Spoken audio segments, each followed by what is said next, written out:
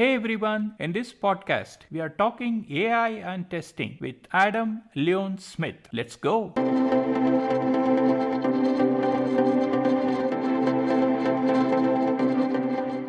Greetings everyone. AI has been making inroads in software development and software testing. Testing the AI systems and using AI for software testing problems are two important areas of interest. We have with us today Adam Leon Smith, who is a Chief Technology Officer of Quality Engineering in a well-known company which is specifically focusing on AI and testing. Adam is the project leader of ISO IEC Standards Committee working on bias in artificial intelligence and the chair of a special interest group on software testing at BCS, the Chartered Institute for IT. It's a pleasure to have you, Adam, at our show today. Can you tell a bit about yourself and what you are passionate about? Sure. Thanks for having me, Venkat. First time we've spoken, I think. We've interacted a little bit on Twitter, but I think this is the first time we've spoken on the voice medium. So I'm Chief Technology Officer at a company called Dragonfly, which mostly focuses on quality engineering, and we have a particular speciality in testing of AI systems. I'm also the chair of the British Computer Society's special interest group in software testing, and I'm very active in the International Standards Organization, and in particular their AI and testing and quality related initiative. I saw your LinkedIn profile and we are going to talk about those roles that you are playing later. Let me get started asking about your AI involvement. What constitutes AI in your opinion? AI just machine learning, or do you think AI is something else on top of machine learning? Do you work with non-machine learning methods too? Well, the definition of AI has changed every 10 years or so since the term was first coined. I think the definition that has the most consensus is the use of knowledge to make decisions, as opposed to the use of explicit logic. In terms of whether machine learning is the only kind of AI, it certainly isn't. There is a number of different types of algorithm which fall under the banner of AI, which are very frequently used. But many of the topics that make testing and AI very interesting primarily apply to machine learning rather than what we call symbolic technique. On the other hand, the problems that apply to machine learning also apply to any statistical technique. They could apply to, for instance, a very complicated spreadsheet. So really the interesting thing from a software testing perspective is the use of heavily statistical techniques to make decisions and predictions as opposed to logic. So you talked about knowledge and also you talked about algorithms. Can you give a few more details about these algorithms and these knowledge systems? Well, I suppose one of the things that people, the phrases that people use when they talk about machine learning is it's automation without specification. Rather than sitting down and working out how something should work, you take a large amount of data, which forms knowledge, and then the system uses statistical correlations in order to apply everything it's learned from that data to new previously unseen data. So that's essentially what machine learning is. There's lots of different algorithms within the banner of machine learning, but from a testing perspective, really the interesting subdivisions are more about the retraining techniques and the degree to which it is self-learning, if you like, versus is retrained every sort of year or so and re-released. Really, the algorithm doesn't make a huge amount of difference with most testing techniques. There are some exceptions to that. For example, there are test coverage measures for neural networks, but not for other kinds of algorithms. But generally speaking, the actual algorithm doesn't matter that much. It's the concept of using data and knowledge to make decisions on unseen data. Neural networks play a very important role in testing. It's mostly self-learning techniques. The reduction of errors as we go by through iterative methods is what matters in the testing-based problems, correct? Yes, I think that's true. I think, again, I think that's more about optimizing an algorithm rather than how we test it. And that is really important, don't get me wrong. And there's a really important stage of testing which is new, which is sort of model testing, which is something that's done by a data scientist and is done with lots of iterations and lots of different metrics. And that's a really important step in the testing process, and it also includes a lot of optimization as well. It's a bit like a developer doing TDD.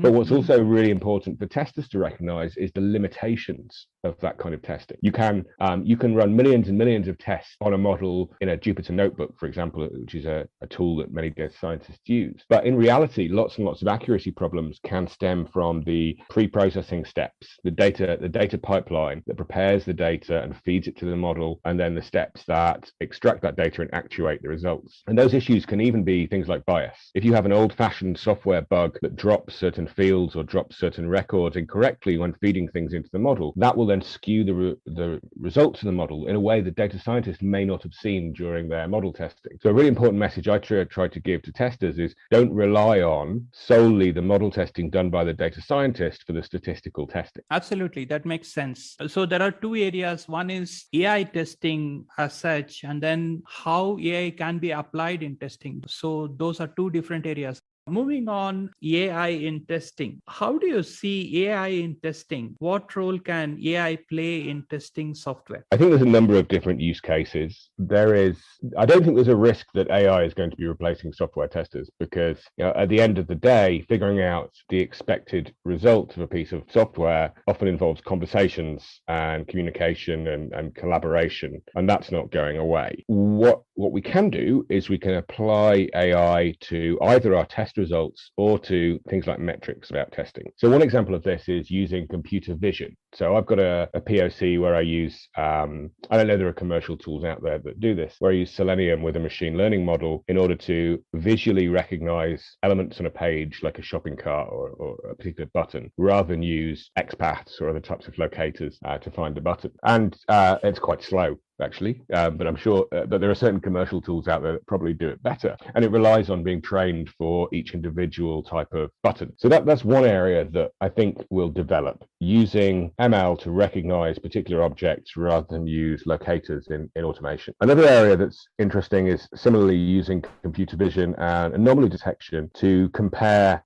visual elements. So visual testing, this is often called. And this is particularly important where you are doing regression testing and you're doing something like compatibility testing, or you really want to make sure that your web page is pixel perfect on everyone's device, So that's a couple of areas you can use it with automation. Another area is looking at past failures. So if you think about as a team lead, a test team lead, or a dev team lead, you normally know when a release comes where the defects are going to be. You know what the complicated areas are. You know what the capabilities are of people in the team. Now, one of the things we can do is predict the amount of defects that will occur in each area and identify which regression tests should be run first. So this is something my data science team is actually working on at the moment, and you might have seen my live stream the other day. We've been looking at doing exactly that. So source code metrics are a good indicator of defects, so cyclomatic complexity, amount of change, entropy, etc. And people metrics are also a good predictor. How much experience does a particular developer have in a particular area of the code? When you put those two together, you can start to do defect prediction. And if you can link prior failures in code with defects with tests, that triangle, you can then predict the optimum test to run. This is hard because a lot of people don't put things like defect numbers in commit messages and things like that. So we're working on at the moment a number of different methods to identify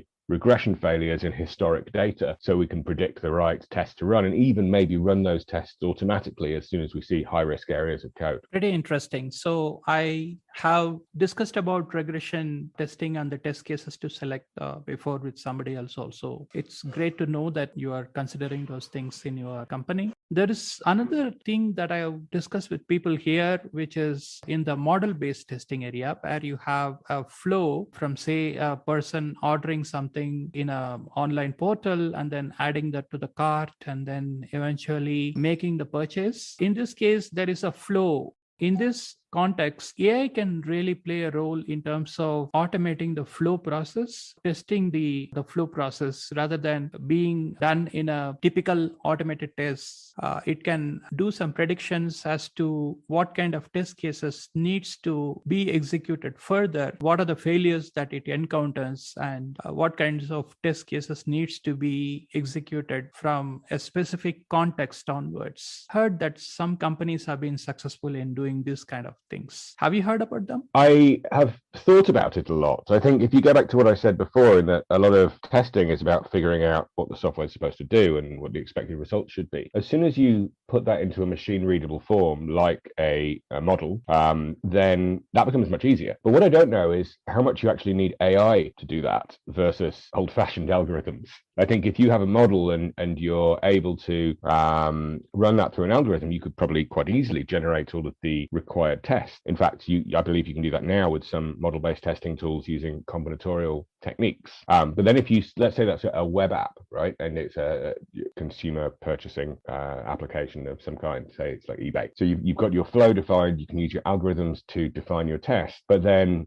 where AI may come in is figuring out how to actually press the different buttons on the screen to achieve the flow. But then you get into, well, what if it gets it wrong? What if there's like a really tiny button that says add to basket? And the machine learning can see that, but a human would be like, that is obviously a bug. That button's far too small. No one will be able to see that. So I think it's a really interesting area. I'm yet to see a demonstration of working software where I would trust it to test something new. Yeah, I agree that there is a lot of trust required, and there is a lot of proof of concept that needs to be shown to prove that it works. Most of the algorithms use neural networks, and there is no reasoning chain that is provided to the management to say that, yes, these are the steps that we followed in the algorithm to arrive at this particular conclusion and so on. So that's a big challenge in convincing the organizations to use these kind of tools. I think at some point of time we'll be getting there. But moving on, let's talk about the skill sets that are required for both the AI in testing and testing in AI. What kind of skill sets do you think people need to work in these fields? Because AI in itself is quite involved, and there is a whole set of skill sets that are required to deal with AI. Well, I think I'm a big believer in having some technical knowledge of the application you're testing can help you do certain types of testing. I think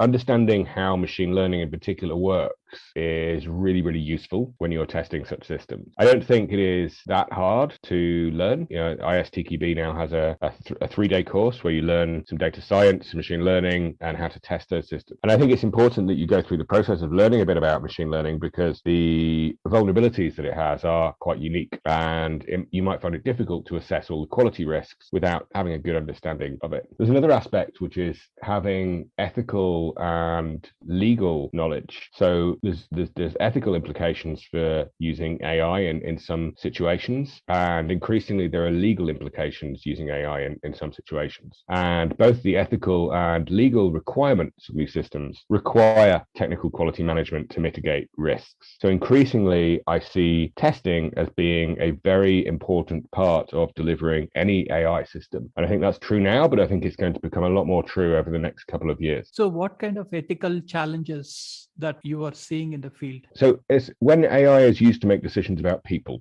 whether it's Airbnb removing a 5-star review because it's using machine learning to detect that it thinks it's wrong or invalid, whether it's Uber blocking a driver because it thinks they're fraudulent, whether it's the very heavily quoted US legal system's Compass system that uses algorithms in order to predict whether someone should be released on bail or probation. These are really significant decisions that affect people's day-to-day lives. And if it's a case of the computer says no, and that computer saying no hasn't been adequately tested, and even worse, if it's making decisions that discriminate against people, those are quite significant ethical implications. There's also ethical implications that people talk about where AI is given more and more autonomy. But really, in 2021, it's those kind of things that we're talking about, where apps are blocking people, removing reviews, making decisions about people, your bank making loan decisions about you using machine learning. It's those kind of things that are the here and now. Yeah. Why do you think it's a concern for the machines to make these kind of decisions? Because even human decisions are biased. So why do you think machines are not doing a good job as compared to the humans?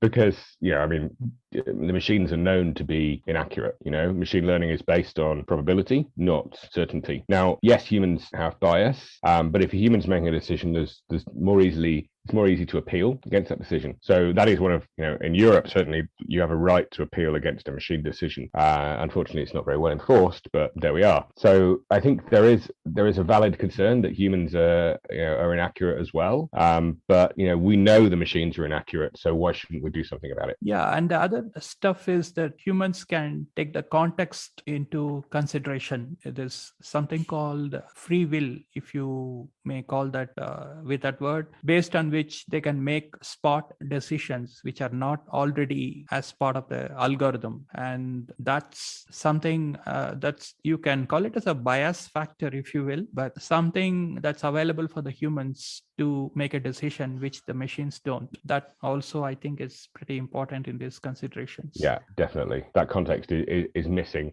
Algorithms are not as advanced as people sometimes think, particularly into the mainstream press. They are missing all of the context, really. Okay, so let's move on and talk about quality engineering that you do. I'm pretty curious about this word quality engineering, because I believe that quality cannot be engineered. So why do you call it as quality engineering, and what do you exactly do in this role? So I suppose by quality engineering, we mean technical approaches throughout the development lifecycle in order to improve quality, not just testing. So that might be, and that's not necessarily techniques that are new, things like static analysis, things like technical assessments of systems to identify technical risks. It is a bit of a buzzword, I'll be honest, Venkat. It is mostly software testing and quality assurance related techniques, but applying that more technical lens to testing in the full life cycle is what we mean by quality engineering. Yeah, and it's more of a survival technique, because many of the organizations don't like software testing anymore, and probably quality is being used as a cover up for the engineers to survive in the teams. And I've seen many companies changing the roles as quality roles from the software testing. Essentially, they're doing the same work, but just the title is different because it sounds cool, and quality engineering has a buzz about it. So yeah. Yeah, agreed. On the other hand, I mean, software testing has become more technical. I think 5 years ago, probably in the consultancy side of Dragonfly, maybe 20% of our staff were working on automation. Now it's more like 80%. Every project we approach, we go for automation first. And that wasn't the approach 5, 6, 7 years ago. I strictly don't believe that automation can solve all the problems. There is two parts of it. One is the pre-code and the post-code, if you will, because I see it in these ways these days, because there is a lot of stress on CI/CD and DevOps these days. And many people argue that there is no need for testing because the CI/CD pipeline will be affected and it affects the speed and all that. But for infrastructure integration, system tests, and solution tests are concerned, we need human intervention, as well as we need automation that needs to be done post-code. Otherwise, you won't be able to catch the defects that happen in the integration stages. And in many situations, the stuff that works in one environment, say, for example, if it works in Windows, might not work in Linux. So you don't really know unless you execute that. Once you have the code and execute that in a specific environment, you won't be able to figure out whether there is a problem with that. So just by looking at the, doing all this shift left and doing the requirements analysis, design, functional spec, and pairing and all that, that's all fine. That's all great. But that doesn't give you the complete confidence. They do not boost the confidence to a certain level, saying that my software is ready to be released. So that's my view on it. But I think automation is mostly about buying time. It buys you time so you find issues faster, or it buys you time so that if your requirements slip, your coding slips, your business slips, you don't end up with a big regression testing. But I had a project a couple of years ago where we knew that things were going to run to the wire before go live, and we ran UAT early, and all the tests that passed, we automated the acceptance test straight after the user had passed it. And that meant when we actually did the final code drop, we were able to automatically run all of our testing in like 48 hours, and the users could just focus on the changes and the system testers. So Yeah, it really is about buying time. I think rarely do I see that automation gives, or regression automation actually gives much greater coverage. And the other thing is things like BDD, actually, we have a chance to detect problems early on. Like if you want to have some performance parameters, or if you want to have some parameters specified right from the beginning, and you want that to be part of the acceptance test, or if you want to be part of the test that needs to be done to make sure that the code actually implement them, it's of great value to do the automation there. But I still think that humans should be spending more time on analysis and thinking about the various scenarios rather than burying the head into maintaining the automation scripts and also blindly executing the manual tests without due consideration of what is being tested and why we should do these tests and all that. That's still happening in many companies, especially in India. There is still people still do manual tests of the same test cases repeatedly without even considering whether those test cases make sense to get executed at that point of time. Those things are bad, and that needs to be avoided. But then saying testing is not required or testers are not required is a no-no. I mean, that's what is happening in some of the circles right now, and it's pretty dangerous. And I have seen some discussions going on which is talking about eliminating testers, eliminating business analysts, and they're saying only developers and product owners should be there. I mean, it's like crazy. So I thought we were past that.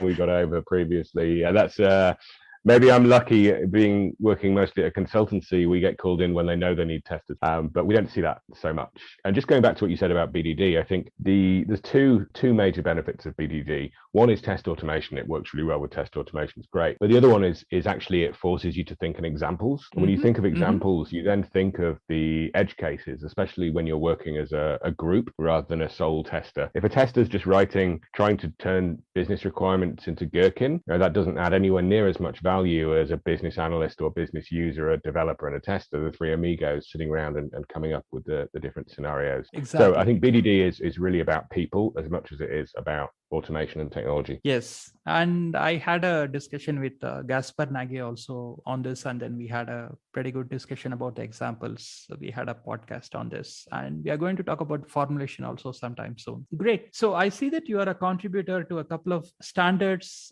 in the track at ISO IEC in the artificial intelligence area. Suppose if I'm interested in exploring and contributing to this effort, what qualifications do I need and how do I go about it? Well, yes. So I finished recently the ISO IEC, the first technical report on AI and bias, and I'm currently editor of the quality model for AI systems that's probably coming out in 2023. And there's a whole load more work being kicked off in software testing and AI. Now, I forget the name of the Indian standardization organization right now. It is, but you would need to contact the Indian national body. Certainly, ISO IEC needs more expertise from testers that know about AI, and I'd be happy to introduce you via email to contacts at the Indian national body. That would be great. That would be wonderful. How is this different from the IEEE P7003 algorithmic bias consideration standard that you worked on earlier? Well, the ISO IEC one's finished, but the IEEE version is what's called normative. So the IEEE one will use words like should, shall, and may in order to lay down requirements, whereas the ISO IEC report is a summary of research and the state of the art and everything industry and academia knows. We will be moving on to do a normative standard, but we thought it was too early to do that first around bias because it's not a well understood topic, and there was too much terminology to agree on. It took us, we spent maybe 6 months trying to agree a definition of bias because statisticians have one view, ethicists have another view, quality specialists have another view. Just getting alignment around all of the terminology and the concepts took us 2 years. We will, as I say, be moving on to saying what types of testing, for instance, you should do around bias next, which will hopefully be a little bit faster. It's a very important topic, isn't it? Defining the bias. Yes, very difficult, especially when you have 52 countries participating. They will have their own bias and defining bias. So So tell us about your volunteering experience as a SIG IST chair for BCS. So yeah, I've been doing that for a couple of years now. I really enjoy that. It's good. There's lots of networking in BCS, and we get to host webinars and bring academics and industry practitioners together to talk about different issues. And we're really about promoting IT for the good of society. So there really is a social aspect to what we do. So that ranges from sending reports to the UK government on our views on things, to promoting inclusivity within the profession, to promoting things like accessibility testing to make sure that's something that's considered by software testers. So it's something I get a lot out of personally, and I've really enjoyed doing that for the last couple of years and hope to continue doing it for a while. That's wonderful. But that's something I've been thinking about a lot. How do you measure the carbon emission of a piece of software? Because it's not really just as simple as the power consumption. It's the power consumption plus the source of that power, plus things like the network I/O, the disk I/O. There's all sorts of different things to consider in calculating the carbon emissions. I saw some open source software that can do it if you put an app in a Docker container, but I'd love to be able to run carbon emissions testing on a piece of software. So it's not just about the carbon emissions. There might be other considerations also. Let me think about it a bit, and then we'll talk about it offline. What do you do in your free time? Do you have any hobbies or interests? I love to ski and I like to eat. So in the summer, I do a lot of eating, and hopefully, if the ski slopes remain open this year, I'm going to be doing a lot of skiing. Wow! So do you go to Austria and Switzerland? Yes, and France, all around the Alps. But also in Spain, we have the Pyrenees as well. So from Barcelona, where I'm based, it's only about an hour or two to get to the Pyrenees, where there's all sorts of ski slopes. And how about Italian food, since you like food a lot? Yeah, I'm vegetarian, so Italian food's always a winner, as is Indian food for me. That's awesome. So wonderful. Thank you so much for spending time with us today and sharing your thoughts. Thank you very much for having me on your podcast. It's my pleasure. It's indeed an honor to have somebody working on the software testing and quality, that too in a hot topic like artificial intelligence and machine learning, to have us in our show. And it adds a lot of value to our channel. Thank you so much. Great. Thanks, Venkat. Please take care and see you soon. Bye-bye. Bye-bye. That's an awesome podcast with Adam Leon Smith, who is a significant contributor to AI and software testing. Hope you enjoyed the podcast. If you have any comments or feedback, please write them in the comments section of this video so that Adam or me can respond to them. Also, if you liked this video, please click the like and share it with your circles. Don't forget to subscribe to this channel for more videos on AI and testing, as well as upcoming new technologies. Thank you for listening to this podcast and see you soon. Ciao.